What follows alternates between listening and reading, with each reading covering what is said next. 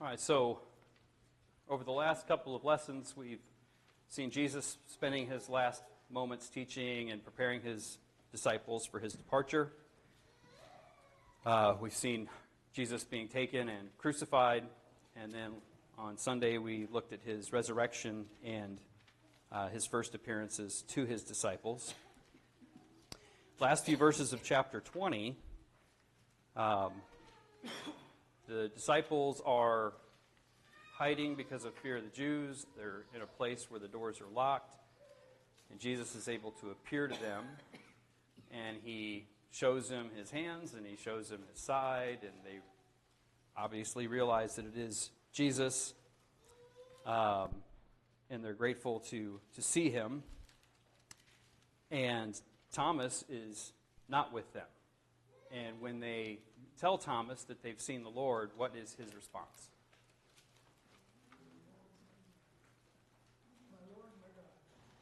Before, when all the apostles have seen him except for Thomas. And they tell Thomas that he wouldn't believe except what? He needs the same evidence that they had in order for him to believe. You guys have seen him. You guys have seen the wounds. I will not believe unless I not only see them, but can actually physically interact with those wounds. We talked quite a bit about that on Sunday, so we don't have to necessarily rehash that. I don't necessarily consider it a negative thing for Thomas to be testing what he's being told.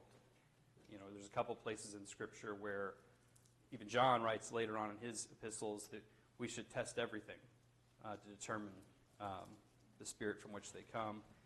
Paul, in writing the Thessalonians, also says test everything.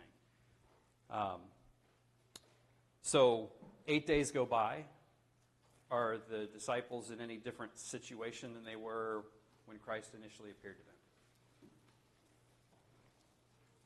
It doesn't necessarily suggest what the motivation is, but they're still inside with doors locked. Okay?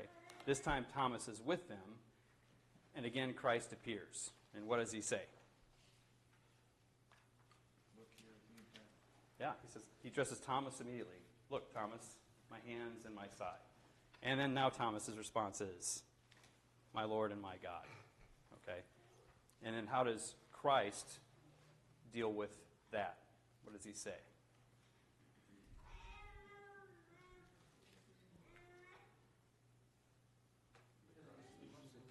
Yeah.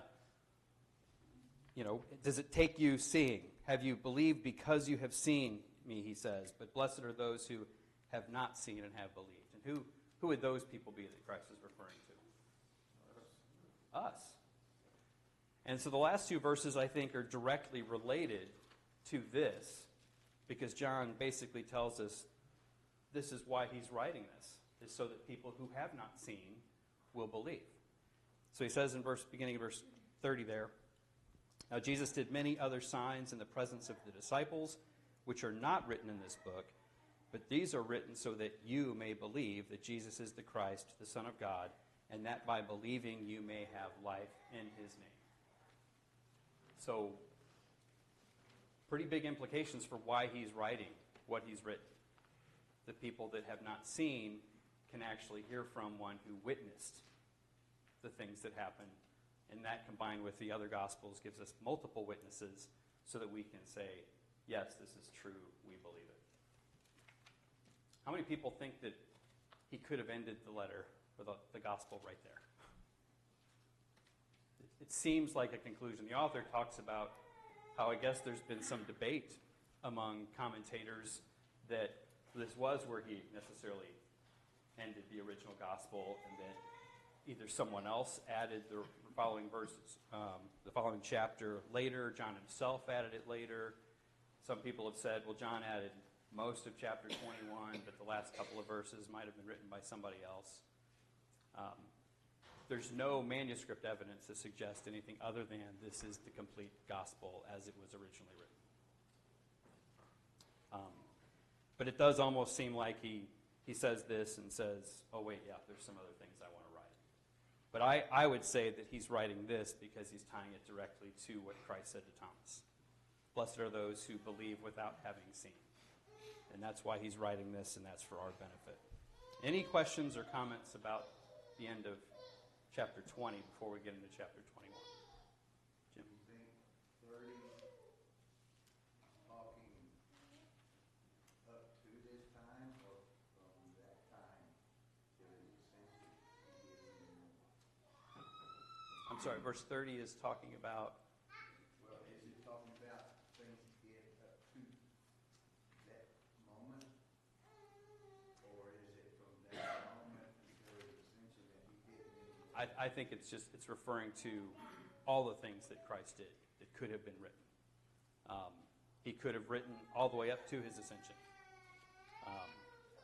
But he's writing. This is what he's writing, and the purpose for what he's writing here, what he's recording. He's going to say at the end of chapter 21 that if he would have written everything, because Jesus did so much more than even he recorded, he didn't think the world could contain the scrolls that would be written about the works that Christ did. We'll get into that a little bit more, because I think there's both a literal and a metaphorical sense to that. I think to that point, it goes with what we just considered, what you're talking about, Thomas. The Lord answers his conditions of belief exactly. Yep. I mean, line upon line. He says this, and the Lord says, okay, here's exactly what you need. And then you get to verse 30, and we don't need to hear about all those other signs. The ones that we have are enough, and I think that's what skeptics don't quite get. They're like the Pharisees. They're just going to keep asking for another sign. God knows what's enough, and he gives us exactly what we need to do. Yeah. Excellent. Well, we're also about to see him go outside of this area.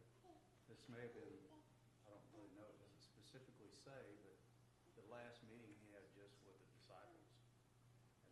And he did other signs while with them, probably proving more word, telling them what they need to know. And maybe that's why he did many other signs. But they're not needed for us, so it doesn't matter.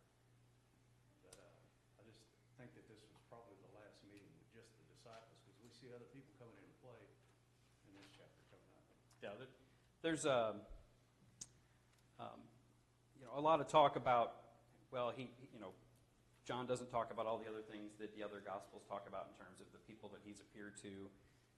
We have those in the aggregate. We have all of those examples of who Christ appeared to that were necessary for us to read in order to be able to believe. Thomas wanted to see. Faith doesn't come from seeing. Faith comes from hearing. And so when we read, we're hearing what God has revealed, and God has revealed everything that we need to hear. And if we, I always thought it was interesting that people try to separate faith from works. We're getting off on a little tangent here. But if you look at the word obey, it literally is translated to put your hearing under. It's to submit to what you hear.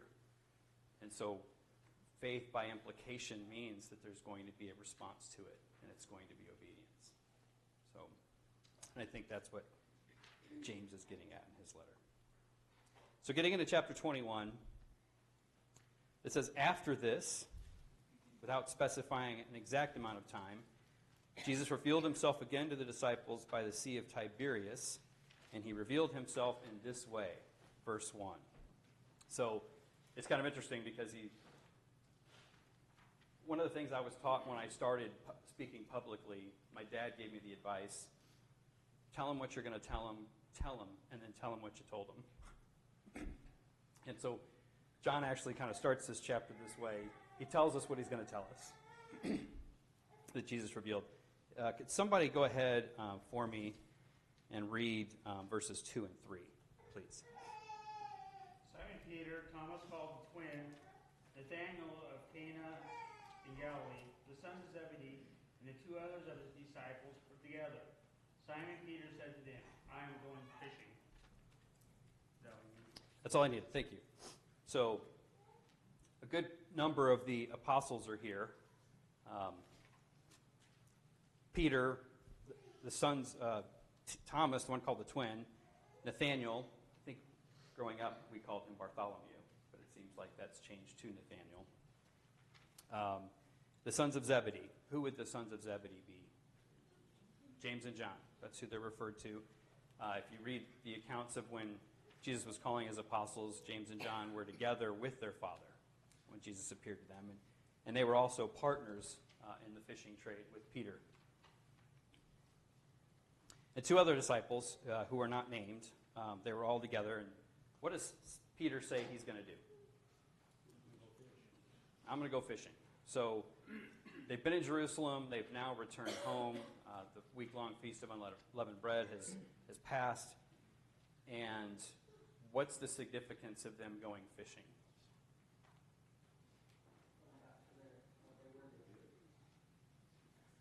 I don't want to necessarily speculate as to their motive beyond this is what they were familiar with. This is what their livelihood was when Christ called them. So that's what they're going to do. I have a question. I'm assuming, based on this transcript and such, that this was before his Great Commission to them to go out and preach the gospel to all the world. It wouldn't make sense to me that it was they did this after, but I'm just making that assumption. But anybody has any other information about that? But it wouldn't be normal for them to go fishing after he gave the Great Commission. That would be a more important thing to do. Yeah, I think the Great Commission would be closer to his ascension than where we are here. If anybody else has any thoughts on that, just from the simple chronology of it. Although there is going to be a little bit of a recommission for Peter that we're going to talk about in this chapter. So the other disciples that are with Peter say, we're going to go with you. So they go out and they get into the boat, but that night they caught nothing. Now, the events that we're about to read about are very similar to the account that we have in Luke chapter 5. Let's talk a little bit about what happened in Luke chapter 5, the first 11 verses. The author asks, one of the questions is, what are the similarities between what happens here and what happens in Luke? But let's just talk about Luke chapter 5. What is happening there? Peter's fishing. Peter's fishing. Same scenario. What kind of luck have they had fishing? None. Jesus, there's a big multitude, so he gets into Peter's boat. They push out. He's teaching the crowd. After a while, he finishes teaching. He tells Peter to do what? Go into the deep. Put down your nets. And what's Peter's response? Nothing in it. We toiled all night. We didn't catch anything. But because you've said so, I will do this. What's the result? The net's so full that it starts to sink the ship. The nets start tearing, so they have to actually get another boat to come help them, and both boats are filled with all the fish that they catch. Jesus tells them what at the end of that story? Because Peter recognizes who he is, kneels down to him, and he says, come with me, I'm going to make you fishers of men. Well, they've now gone back to fishing for fish in the account we have here in John. But what happens? They're fishing. They fish all night. Let's go ahead and read. Somebody please read verses 4 through 6.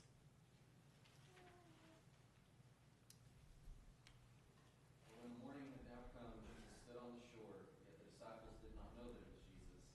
Then Jesus said to them, children, have you any food? They answered him, no. And he said to them, cast the net on the right side of the boat, and you will find some. So they cast. And now they were not able to draw it in because of the multitude of fish. Okay. So, similarities. They've toiled all night. They haven't caught any fish. Jesus is, we're going to read about a football field away from them. They don't recognize that it's him. And what does he say? Children, have you caught any fish? Do you have any fish? Some versions say, do you have any meat? Is there significance to him calling them children here?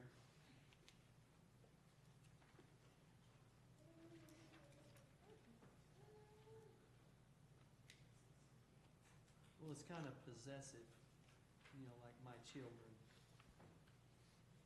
Some people suggest that it sort of shows the change in Christ's role as a result of the recent events of his crucifixion and resurrection. I don't know that there is necessarily. I think that, it could just be, it's a term of affection for them because they're his disciples, his apostles. But that's how he addresses them. They don't recognize him. He asks them, do they have any fish? They say no, and he tells them to do what? The right side of the boat. My father-in-law would correct and say, no, that's starboard. I may reference my father-in-law a few times. He's a very knowledgeable fisherman, and we got to spend a week with them on their boat last summer. It was a lot of fun. So it doesn't even show that they had the similar reaction to before, even though they don't know it's Christ. They didn't say, we didn't catch anything all night, but we'll go ahead and do it. They just cast the net on the right side of the boat, and what's the result? They catch a full net of fish, so many that they had a hard time to pull the net in. What happens in verse 7? Let's go ahead and read. Somebody read verses 7 and 8, please. Therefore, that disciple whom Jesus loved said to Peter, "It is the Lord." Now when Simon Peter heard that it was the Lord, he put on his outer garment, for he had a good boat, and plunged into the sea. But the other disciples came into the little boat, for they were not far from the land, and about 200 cubits, grabbing the net. Thank you. So they cast it in on the right side as they're told to. They catch so many fish, they have a hard time pulling the net in. And what happens? John realizes who it is. Why do you think at that point he realized it was Christ? It could be familiarity with the situation. Hey, this happened before. It could be that the fact that they caught so many fish, there's something else at play here, and the only thing it could be based upon their experiences that Christ is involved. This has to be him. Doesn't necessarily say why he recognized him, but that would make sense to me that the experience told him. Could it also be that it says just as day was breaking, so it was maybe dusk, and so you couldn't see as well, and then once the sun kind of came up, you could recognize him a little bit? Maybe. Yeah. I mean, again, we could speculate anything. Possibly, maybe we know the master's voice. Maybe. I would assume a little bit of time had passed from the time he told them to cast the net to the time they started pulling the fish in. I mean, a matter of seconds probably. But it could be any number of things.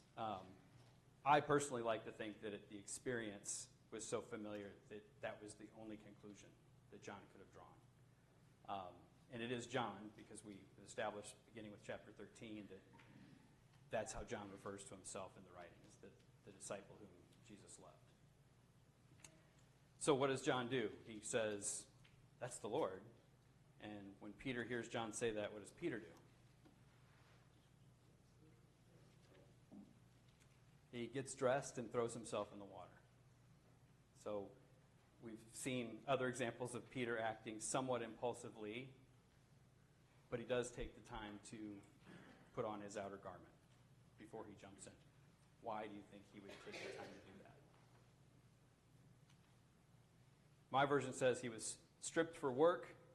Other versions refer to Peter as having been what? Naked. If it specifies that he's putting on an outer garment, what would that imply? An inner garment. It's a little bit of a tangent, but it's interesting to me that what Scripture will refer to as naked is not necessarily what we refer to as naked. And I think in terms of, if we're just going to make a little application in terms of modesty, society today is far more laxed than society used to be. He was not naked, and probably not even close in terms of what we would think, because he did have, by implication, an inner garment on. But he took the time to put his outer garment on. Again, I don't want to speculate too much, but there was probably some level of propriety. It's okay to be like this when I'm working on the boat, but it's not going to be okay out of the boat when I'm rushing to see the Lord. So while Peter swims a football field, the rest of the disciples go ahead and come along in the boat to the shore. says that they came in the boat dragging a net full of fish, for they were not far off from land, about 100 yards off. I think other versions will use more of the 200, whatever the cubits length. Any other thoughts or comments or questions up to that point? Pretty simple, pretty self-explanatory. John recognizes him, and Peter jumps in the water to go see him. Somebody go ahead and please read verses 9 through 14 for me, please.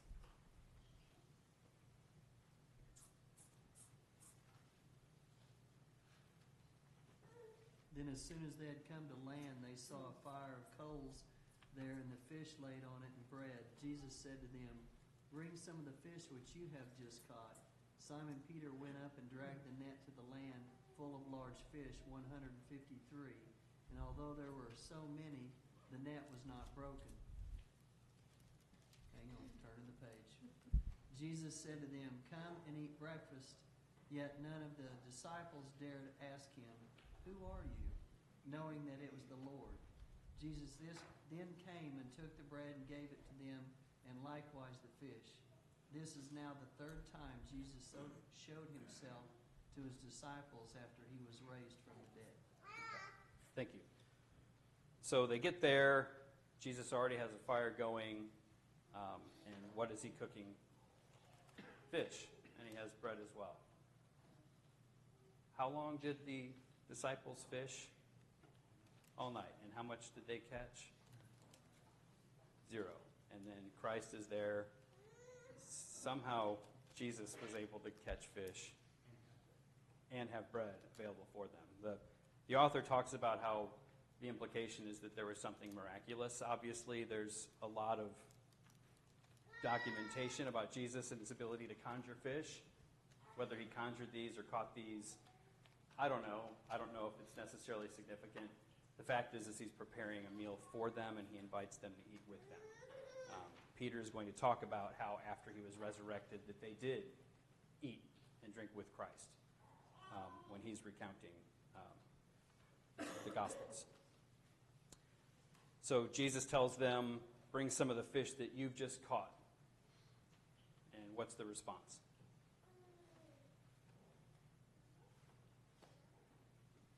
Peter runs and grabs the fish, drags the net of fish in. How many fish had they caught? 153. What's the significance of 153? The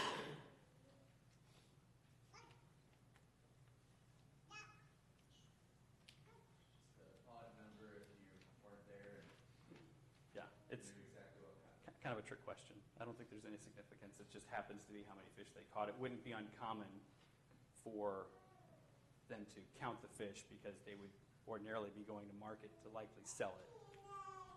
Gives more veracity to the story and it's out of his account. Yeah, why indicate a number if you're making up a story? That's one of the questions that somebody would ask you to try to catch you in a story. Like, well, how many fish were there?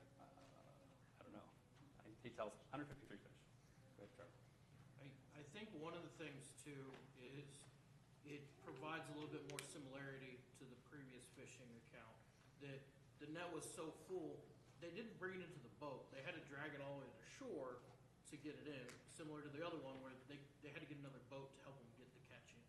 So it's much more than they normally deal with, lending itself to the miracle. Yeah, it was an excessive amount. I mean, considering the two instances that we're talking about, they hadn't caught any. It was a substantial amount of fish. In the Luke 5 account, it was so many that the nets were actually tearing. And in this account, there's almost a surprise that the nets weren't tearing because it was so many fish. So again, it indicates how many fish. 153 fish is a lot of fish. I think we caught last summer like 6 or 7 fish, and we still have some left. Look at the strength it took Peter to pull that in. He's fully clothed, swimming 100 yards, and now he's dragging the fish in also behind him. And the net's wet. And the net's wet. I mean, I used to be a swimmer, and I was in the Navy. We had to swim in our clothes. It ain't easy. Yeah. So he's able to pull it in. It doesn't indicate that they actually ate some of those fish. They wouldn't necessarily need to eat those fish. Again, we know what Christ is capable in terms of feeding people physical food. I think the implication more so as we read the account here is it's a reminder that Jesus is the bread of life. He is the one that provides, and this is just again, a metaphor for who he truly is. So it's interesting that John chooses to write here that they knew it was the Christ, so nobody dared ask him, "Who are you?" I don't know if there's any significance to why he wrote that, but it was clear to them that this was Jesus. He also indicates that at that point Jesus went ahead and took bread, he gave it to them, and he gave them some of the fish. And John writes that this is the third time that Jesus has appeared unto the disciples, the apostles. The first time they were locked in the room, the second time with Thomas in the room, and now this being the third time. Any thoughts, questions, or comments before we get into the next section? Okay. All right. So somebody please read verses 15 through 17. So when they had finished breakfast, Jesus said to Simon Peter, "Simon, son of John, do you love me more than these?" And he said to him, "Yes, Lord, you know that I love you." And he said to him, "Tend my lambs." He said to him again a second time, "Simon, son of John, do you love me?"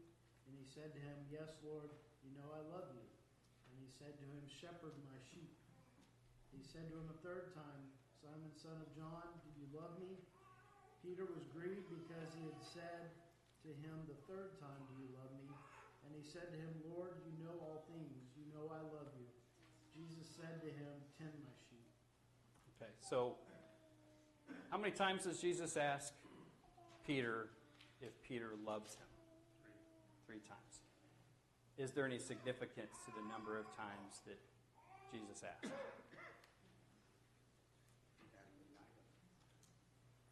Peter had denied Christ 3 times, not that long ago. It's interesting to me that Jesus gives Peter the opportunity to almost make up for those 3 denials by reaffirming his love for Christ 3 times. Peter had indicated in Matthew chapter 26, as well as Mark chapter 14, that he would never deny Christ, even if everyone else denied him, after Jesus had said, "You're all going to flee." And that's when Jesus had told him, prophesied, "You're going to deny me 3 times before the cock crows." And Peter said, "Even if I have to die with you, I won't do it." And when, again, we talked a little bit about that when we were studying that. Obviously, Peter's belief, his faith, was not based upon an accurate understanding of what Christ was on earth to do.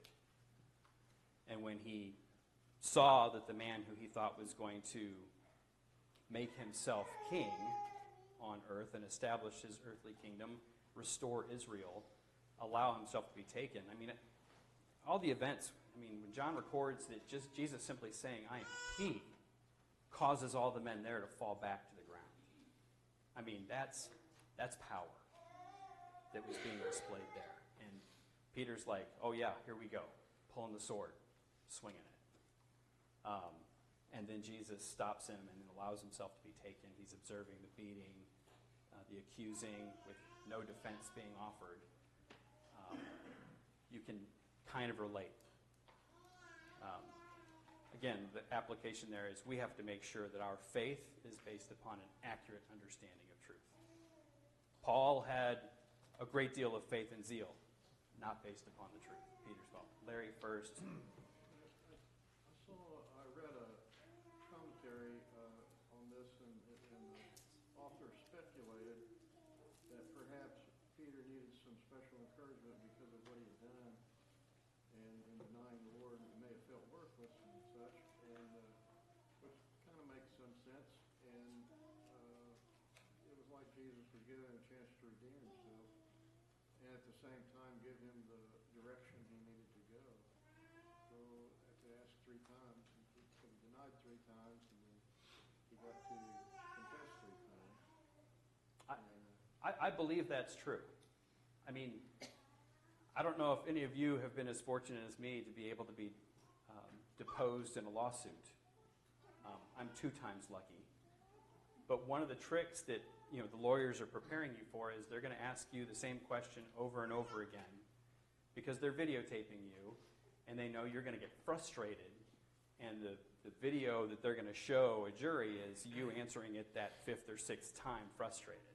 And so they said, don't answer the question, allow us to object, asked and answered. Peter doesn't get, with the way I read it, doesn't get frustrated. He gets grieved, almost saddened that Jesus keeps asking him this question.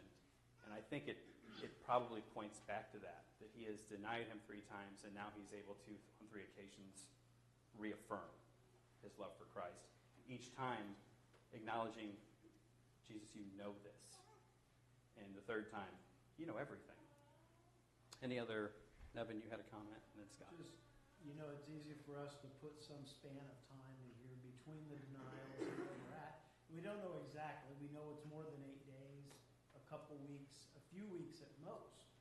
So how fresh would that be if you've only seen him twice in the 2 rooms where the door was locked, and now I'm asking you that? It's not that far removed from those denials. Mm-hmm. Yeah. Scott. Well, he's given him a commandment after every time. So I think he's saying, prove it.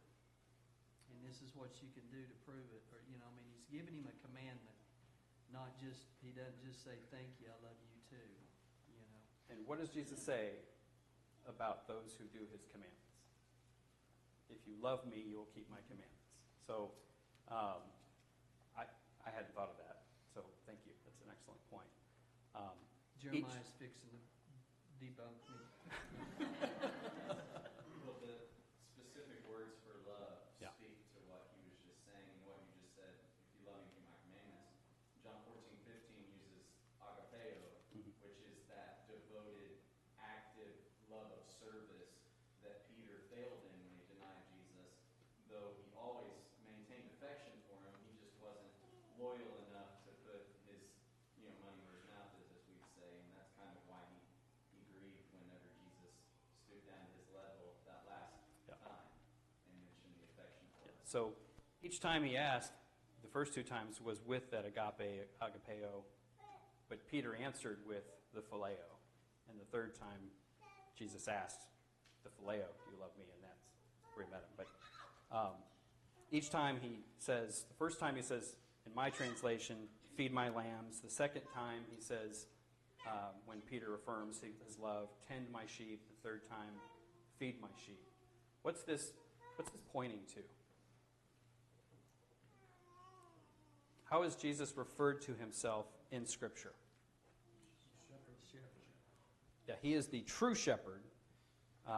And the fact is that he is pointing to almost to the way the church is going to be modeled, that there are going to be shepherds and their responsibility. And Peter writes about this in his epistles, his letters, that you shepherd the flock among you. So that's the responsibility that he's bestowing upon Peter. If you love me, you will take care of my disciples. And the word feed there is used twice. I think that's specifically because that's what conveying the word is. Jesus is the bread of life, and that is the word. The 2nd time, my translation, I know some translations say tend the first time, but tend my sheep, that's a greater implication than just simply feeding. That's actually providing care for. I think, too, this is another way of Jesus saying you're not a fisherman anymore. And then we go to Acts, and they're in Jerusalem. And then they give instructions to stay in Jerusalem. So he went from the Sea of Galilee here to now the next time we see him in Acts, he's in Jerusalem. And he's not a fisherman anymore. He's now a fisher of men. As Christ told him when he first met him, follow me and I'll make you a fisher of men. Absolutely. All right. And then after this, Jesus says to him, "Truly, truly, I say to you, when you were young, you used to dress yourself and walk wherever you wanted. But when you are old, you will stretch out your hands, and another will dress you and carry you where you do not want to go." This he said to show by what kind of death he was to glorify God. And after saying this, he said to him, "Follow me." Based upon the commentaries I've read and studied, what Jesus said here would have been very clear to Peter what was being said. The language that's used there is the language that they used to refer to a crucifixion.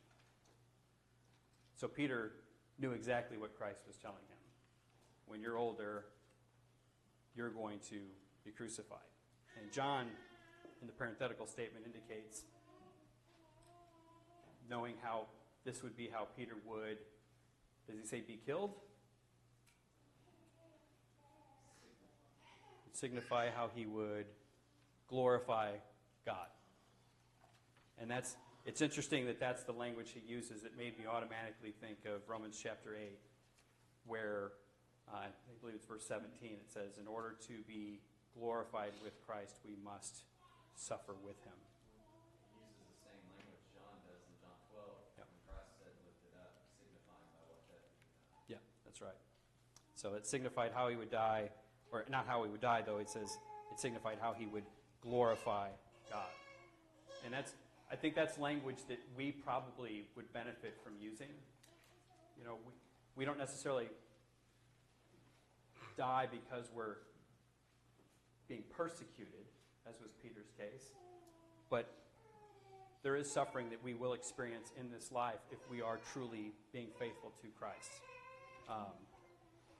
And when we suffer, we need to realize that that is the means by which we are glorifying God, because we are staying firm and being faithful.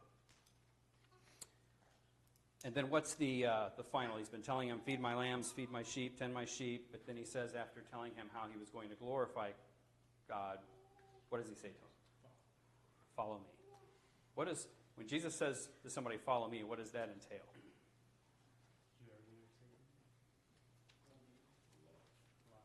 In Matthew 16, when he said, "If anybody wants to follow me, what's required of them?" Deny self, take up your cross daily, and follow me. Okay. But how does Peter respond? Somebody go ahead and read 20 through the end of the chapter, because we've only got like 3 minutes left.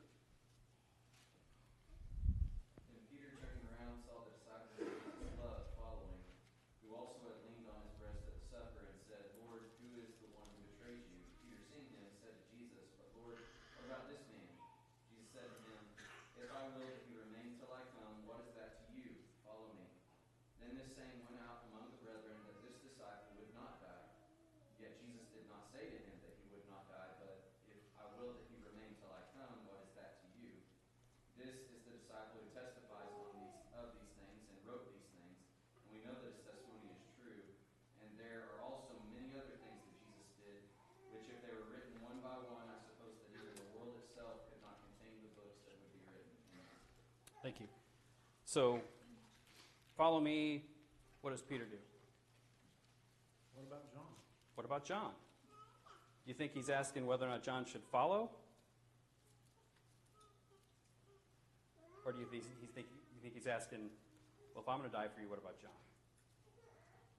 Well, the way Jesus answers, I think, tells you where Peter's heart was. And he says, if I choose for him to live until I return, what business is that of yours? The author references Deuteronomy 29:29, where it talks about the secret things belong to the Lord. It makes me think of the end of Romans chapter 11, where Paul there writes, after talking about how he's handled the Jews and the Gentiles, to bring people to him, and some would say, well, that's not fair to the Jews. It says, he basically praises God, how unsearchable and inscrutable are his ways. It's not for us to question how God deals with his children. What kind of mindset, kind of pointing back to Jeremiah's lesson, which I think was probably intended to help prepare us for the Roman study that we're starting on Sunday. What kind of mindset is Peter demonstrating here, and what kind of mindset is Christ trying to pull him towards? Peter's mindset is focused on the flesh. That question is no different than, can my sons be on your right hand and left hand? Who's going to be the greatest when you come into your kingdom? It's focused on the flesh, and Jesus corrects him and gets him back to thinking about spiritual things. You follow me. Don't worry about him. Worry about you. He's already given him some pretty big responsibility. John then makes the point that a lot of people sort of started spreading the rumor that John wouldn't die. And what does John do? He corrects it and says, that's not what he said. He did not say that he was not going to die. He just said that if it was his will that he doesn't, he won't. And then to close his letter, he talks about he is the one who is writing these things. He witnessed these things, pointing back to the last chapter. He's written these things so that we might believe, and in believing have life in his name. So many more things that he could have written, but we know that these things are true and that they are enough. And so we have everything we need when we have the complete word to be faithful. Thank you very much.